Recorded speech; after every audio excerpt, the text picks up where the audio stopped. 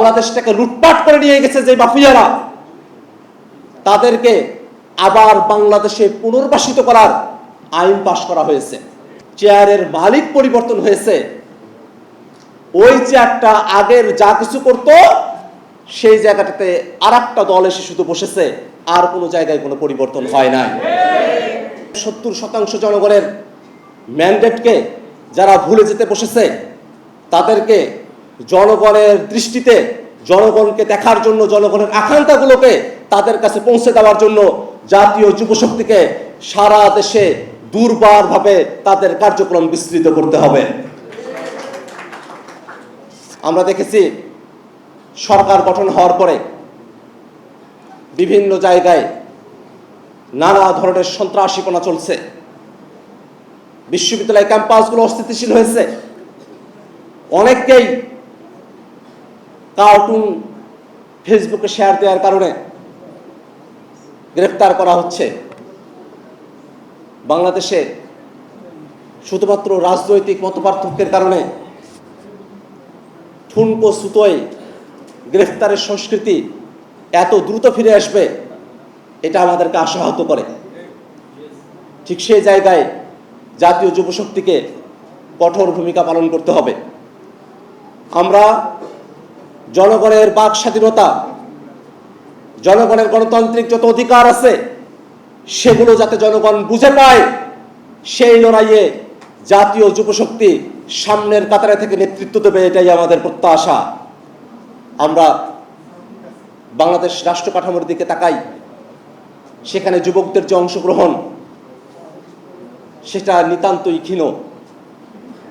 যুবকদেরকে নানাভাবে দেশীয় পলিসিগুলো থেকে বাইরে রাখা হয়, অথচ আমরা যখন বহির্বিশ্বের দিকে তাকাই, তারা প্রবীণ এবং তরুণ, যুবক এবং বৃদ্ধ, নারী এবং পুরুষ সকলের মধ্যে সমান অংশগ্রহণের ভিত্তিতে,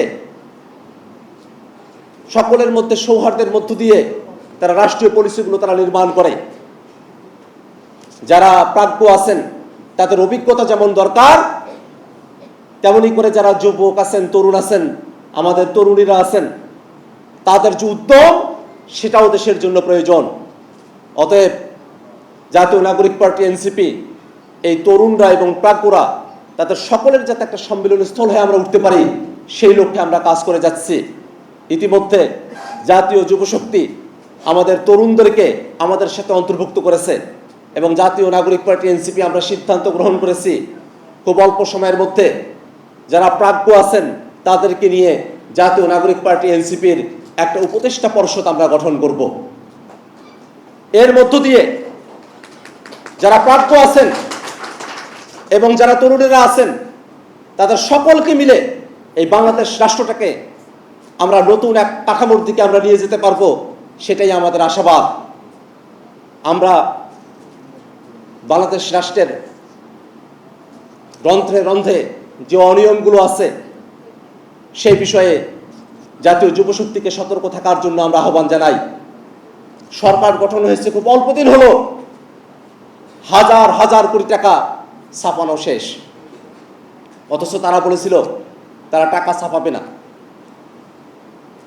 টাকা ছাপানো হচ্ছে। বাংলাদেশটাকে লুটপাট করে নিয়ে গেছে যে মাফিয়ারা, তাদেরকে আবার বাংলাদেশে পুনর্বাসিত করার আইন পাশ করা হয়েছে। আমরা বিরোধী দল সংসদে প্রতিবাদ জানিয়েছি, কিন্তু সংখ্যাগরিষ্ঠতার জোরে ওই মাফিয়াদেরকে ব্যাংকগুলোতে আবারও পুনঃপ্রতিষ্ঠা করার যে আইন তারা করেছে, তাতে করে মনে হয় শুধুমাত্র